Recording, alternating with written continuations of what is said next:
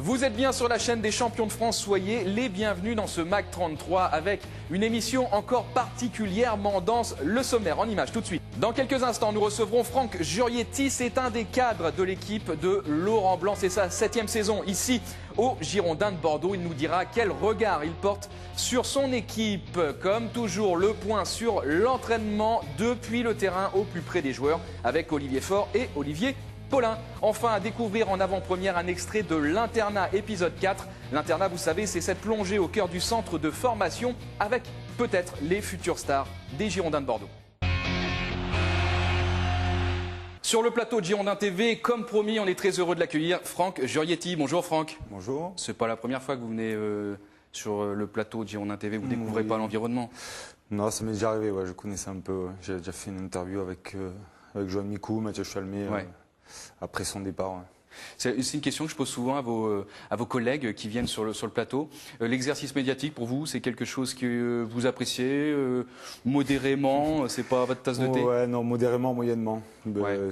C'est vrai qu'après, ça fait 15 ans que je suis pro. C'est vrai qu'après, on se lasse un peu de tout ça, même si ça fait partie du métier et qu'on est obligé d'y passer. Donc, on le fait quand même avec volontiers et avec plaisir. 15 ans que vous êtes pro, c'est vrai, vous nous le rappelez. Et vous avez été formé, on l'oublie ou on l'a oublié, vous avez été formé à Lyon. C'était à une époque où le club n'était pas encore ce qu'il est devenu, une machine à gagner. C'est vrai, c'est vrai. Ouais, je suis arrivé à Lyon, j'avais 15 ans, où je suis resté 4 ans. J'ai fait toute ma formation et c'était déjà Olas le président. Mais on sentait que c'était un président déjà à l'époque qui avait de l'ambition et qui vraiment prévoyait de faire de Lyon ce qu'il est actuellement, un grand club. Quels sont les joueurs qui ont été formés en même temps que vous, votre promo, les joueurs Ma promo, il n'y en a pas beaucoup. Il y avait Ludovic Giuli, qui avait un an de moins, avec qui on a gagné la Gambardella. Après, il y a beaucoup de joueurs qui ont joué en D2. Il y a Maxence Flachet aussi qui a joué en D1, qui a joué à Sochaux. Il y avait Florian Maurice. Ouais. Vous êtes resté un peu en contact avec les joueurs dont vous parlez? Pas spécialement. Quand on se revoyait, Ludo, j'ai eu la chance de jouer avec lui à Monaco après. Donc il y avait Florent Laville aussi, qui est de la même ville que moi, de Valence, donc que je vois quand je rentre la Drôme. Chez moi, de la Drôme. Donc ouais, il y a quelques personnes avec qui je reste en contact. Ouais. Vous êtes parti après ce passage au centre de formation, enfin ce passage, votre apprentissage au centre de formation longue, vous êtes parti à Guignon pour y effectuer 2 saisons en Ligue 2, une en Ligue 1. C'est ça, ouais. J'ai eu la chance d'arriver dans un club régulier de Ligue 2 et la première année on a eu la chance de monter en première division, donc ce qui était un peu inattendu. Ouais. Bon, malheureusement on est redescendu et après j'ai refait une 3e année en Ligue 2 où on a fini 4e ou 5e, donc sportivement ça a été vraiment des bonnes saisons. Hein. Des bonnes saisons et après c'est votre départ pour la Corse. Voilà. 3 saisons à Bastia. Si je vous dis que c'est un peu là que vous avez explosé, est-ce que vous êtes de cet avis? Ouais, c'est ça. Bon, après chaque club j'ai évolué. Bon, j'ai fait ma formation à Lyon, à Guignon j'ai connu la D1. Après à Bastia j'ai connu l'UEFA où là c'est vrai que j'ai pris un peu plus confiance en moi. L'entraîneur me faisait confiance et c'est vrai que j'ai franchi un palier où j'ai pris confiance et grâce. C'était qui l'entraîneur? C'était Frédéric Antonetti. C'est ça. La première année, ensuite il est parti un an et il est revenu pour la 3e année. Donc c'est vrai que j'ai eu la chance de côtoyer ce bon entraîneur qui m'a donné ma chance. Juste avant de poursuivre l'entretien, Franck, on va rejoindre Olivier Paulin et Olivier Faure qui souhaitent intervenir. On vous écoute. Oui Emmanuel, nous sommes sur le terrain d'entraînement des Girondins de Bordeaux sous une magnifique brume. On en a un petit peu l'habitude ici. Du côté du Haillan, vous le voyez juste derrière moi, une petite opposition est en train de se dérouler. Tout ça sous la houlette bien sûr du coach Laurent Blanc et du préparateur physique, vous le voyez, Eric Bédoué. Et puis un petit mot pour parler du public, vous le voyez comme ce mardi, le public toujours aussi nombreux le long des rambardes, le long du terrain d'entraînement. On rappelle que ce sont les vacances scolaires. Allez, je vous laisse profiter un petit peu de l'entraînement des Girondins de Bordeaux. Allez, hop. Ressort. Ouais, ressort. Voilà. Bien. Oui, seul. Allez, en avant, Sylvie. Vas-y, emmène là. À droite, vas-y. Bien joué. Ah, vol. Allez, Paul, récupère.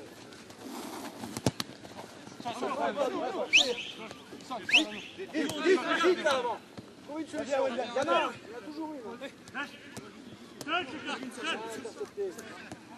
Hop, on y va. On court, on tourne. Courez, prenez des appels. Il va vous faire une solution, il t'a pas choisi, mais au moins la solution il y était. Yo, ta droite, yo, ta droite. Ça vient, Jo. Ta droite, Jo. Avance, avance. Avance, encore. Sors sur lui. Vas-y, sors. Sors. Ça repart de là-bas, Mika. Merci Olivier. Après comment dire, le séjour corse, ça a été le séjour monégasque pendant trois saisons, c'est ça, hein, avec dans l'intervalle un prêt à Marseille. Voilà, c'est ça. Et la première saison à Monaco, c'est une saison pleine pour vous, hein, plus de à peu près 30 matchs. Ouais, première année assez difficile, même si j'ai joué. Il sortait du titre, Ouais. donc je suis arrivé pour jouer la Ligue des Champions. Et puis l'année où je suis arrivé, il y a eu beaucoup de départs, des cadres comme Fabien Marthez, Sabrina Mouchi, David Trezeguet qui étaient partis. Donc avec une équipe un peu remaniée, donc on a eu du mal à rentrer dans le championnat et on a fait une saison très mitigée. Donc voilà, ça reste pas un super souvenir, même si. C'était pour le club Monaco une saison de transition. C'était un peu ça. Voilà, une année de transition et qui m'a pas propulsé où je voulais aller, quoi. On s'était fait éliminer en Ligue des Champions au premier tour, en championnat on a fini, je sais pas, 10e, 11e. Donc ouais, c'était un petit coup de frein dans ma carrière. Et puis la deuxième saison à Monaco, c'est pas non plus un des meilleurs souvenirs que vous pouvez avoir. Ouais, ben entre-temps j'ai été prêté à Marseille. Oui. Où pareil, c'était une année de Ah oui, transition. Et après je suis revenu à Monaco où Didier Deschamps est arrivé. Ouais. Et là, ben, j'avais fait les 7-8 premiers matchs. Et puis par la suite, j'avais été un peu exclu du groupe. Ouais. Je me pose encore des questions, je ne sais C'est pas vrai pourquoi. Non, ça a été On se pose une des année questions. difficile. Ouais. Je me permets de faire une parenthèse, Franck. C'est vrai que quand on vit des choses comme ça, on le garde et puis même plusieurs années après, quand on a votre parcours, votre palmarès et 14 saisons, vous l'avez rappelé, on se pose encore des questions. On se dit tiens, pourquoi ça n'a pas fonctionné? Pourquoi l'entraîneur m'a pas fait confiance? Pourquoi? Ouais, on se pose des questions, mais si on avait les réponses, ça serait bien. Mais Ouais. c'est vrai que cette année, je me pose encore des questions. Je n'ai vraiment pas la réponse. Je ne sais pas pourquoi on m'a mis de côté pendant 8 mois. Je sais pas, il y avait des problèmes avec moi, je sais pas, extra sportif, Ouais, je sais pas, je me pose encore des questions, mais bon, c'est comme ça fait partie de la profession. Voilà, de la Ouais. profession, il y a des périodes comme ça un peu moins bien, il faut s'en servir justement Ouais. pour rebondir et pour être plus fort dans les moments difficiles par la suite. On va parler des choses beaucoup plus agréables pour vous. C'est les 7 saisons, hein, que vous avez passées à Bordeaux. Mais je reviens juste quand même, je rebondis sur vos propos. Vous trouvez que dans cette profession, il y a des fois des hommes que vous avez en face de vous et qui ne vous tiennent pas un discours de vérité? Est-ce qu'il y a un peu d'hypocrisie, une part de ça dans ce milieu?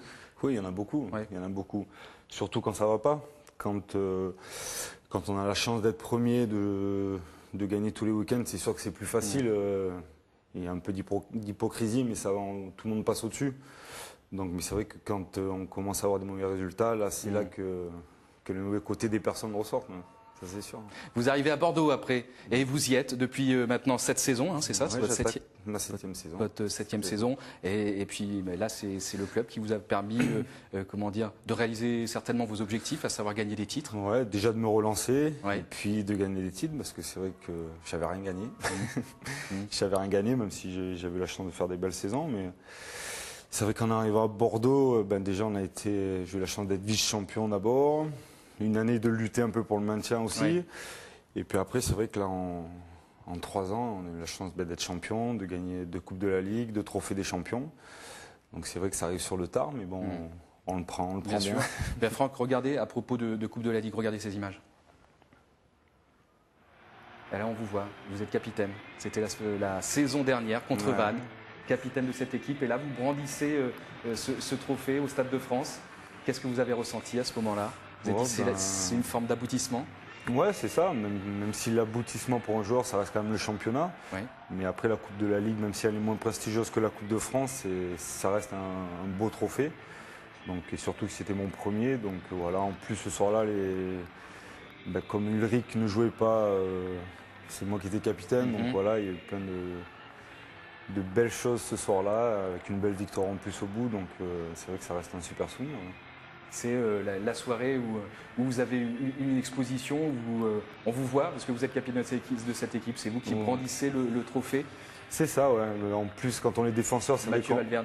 c'est vrai qu'on est moins médiatisé que les attaquants. Donc c'est vrai que là, on arrive, on est un peu en pleine lumière. Donc et c'est vrai que c'est rare pour un défenseur. Et c'est vrai que ça fait plaisir. Ouais. C'était devant, vous aviez fait venir vos proches, votre famille peut-être au Stade de France? Oui. Ouais. La première année, je crois pas. La deuxième. On voit toujours Souleymane Diawara, Mathieu Chalmé, Johan Gourcuff, Geraldo Vendel, Fernando Cavenaghi. Il y avait un peu tout le monde. Ouais. Voilà, beau souvenir. Voilà, on revoit ces images, on s'en lasse pas de les voir. Et c'est donc effectivement à Bordeaux que vous avez inscrit un certain nombre de lignes sur votre palmarès. Et puis c'est aussi un peu par l'intermédiaire du club, puis évidemment complètement et principalement par l'intermédiaire de vos performances que vous avez pu accéder à une première cape tricolore en 2005. Ouais. Ah ouais, c'est vrai que... C'était court, c'est vrai que ça a été fugace sur le terrain, mais ça doit être une sacrée fierté pour un joueur de se dire j'ai porté le maillot de l'équipe de France. Ouais, mais après les titres, c'est vrai que c'est la cerise sur le gâteau d'être international, d'arriver parmi les 18 meilleurs joueurs français, quoi, même si c'est périodique. Donc c'est vrai que j'ai eu la chance de participer à 2 stages, de faire 4 matchs, et en plus les 2 derniers matchs de la qualification avant la Coupe du Monde, donc c'était des matchs importants où il y avait de l'enjeu. Et puis ouais, j'ai eu la chance de rentrer 5 secondes, mais bon, ça reste une sélection et ça reste vraiment un super souvenir. Ouais. Quels étaient les joueurs avec lesquels vous étiez entraîné et qui vous avaient marqué à l'époque? Vous avez dit, effectivement, là, on est quand même dans une dimension interplanétaire. Ouais. Bon, je connaissais quand même pas mal de joueurs parce que j'ai eu la chance d'être en espoir, donc je connaissais un peu, déjà Trezeguet, Henry, un peu tout Vieira. Puis après, j'ai eu la chance qu'il y ait Zidane. J'ai pu connaître Zidane à l'entraînement. C'était le vrai faux départ de Zidane, c'est ça? Il était parti, il était rappelé. Voilà, il avait été rappelé, donc c'est vrai que j'ai eu la chance de le côtoyer pendant les stages, au quotidien, quoi, pendant les repas et tout. Voilà, de côtoyer des grands joueurs, c'est toujours enrichissant et on essaye de s'en servir après pour sa propre expérience. Retour en terre girondine, Franck, vous avez 34 ans. Quel est pour vous vos perspectives footballistiques? Est-ce que vous comptez poursuivre encore comme ça plusieurs années? Quel délai vous fixez? Pour l'instant, c'est vrai que je me pose la question, mais je ne me suis pas trop fixé d'objectif. Là, il me reste mon contrat jusqu'au mois de juin. Oui. Donc après, j'aurai 35 ans. Après, je vais voir. Si l'envie est toujours là, si je n'ai pas de blessure... Voilà, après, ça dépend de plein de choses. Après, si j'ai des propositions, parce que je vais arriver à 35 ans, je ne sais pas si des clubs vont me faire confiance encore. Je ne sais pas. Après la reconversion, là, je viens de monter un centre de futsal avec un parc enfant et un restaurant. Donc après, c'est une occupation en plus. Donc je ne sais vraiment pas. Je me fixe pas d'objectif. C'est vrai que j'aimerais encore continuer si je le peux. J'ai eu la chance de jamais être gravement blessé, donc physiquement, je suis bien. Donc voilà, on verra vraiment en fin de saison. D'accord. Mais votre idée quand même, l'idée première ou directrice, merci, c'est quand même plutôt de poursuivre un peu. Oui, bien sûr. J'imagine principalement ici. C'est sûr que si le club évidemment oui, vous fait. Bien sûr, c'est sûr que ma priorité, ce serait de rester au club encore un an. Mais après, c'est pas moi qui ai les cartes en main. Mais c'est vrai que j'ai. Mon envie première, c'est de rester dans ce club où ça fait 7 ans que je suis là, ça ferait une 8e année, je suis bien, j'ai mes repères, j'ai ma famille ici. Donc voilà, mes amis, donc si je peux, oui, c'est sûr que ça serait l'objectif. Comment vous vivez cette saison où vous n'êtes plus titulaire? Ce nouveau statut, vous l'avez parfaitement intégré dans l'ordre logique des choses? Oui, je l'ai intégré. J'ai plus 25 ans, donc comme je disais, j'ai 34 ans. Je suis dans une équipe performante qui joue le titre, avec de bons joueurs devant moi qui ont pris ma place. Et puis oui, on s'y fait. Maintenant, j'essaie de me maintenir physiquement pour, en cas de problème, être à mon meilleur niveau pour les remplacer, pour apporter ma pierre à l'édifice. Donc voilà, ça fait partie du challenge. Mais bon, les règles étaient fixées d'entrée de jeu, il n'y a pas de surprise, donc il n'y a aucun problème. Que ce soit avec mon partenaire, avec les coachs et tout, tout se fait normalement. Ouais.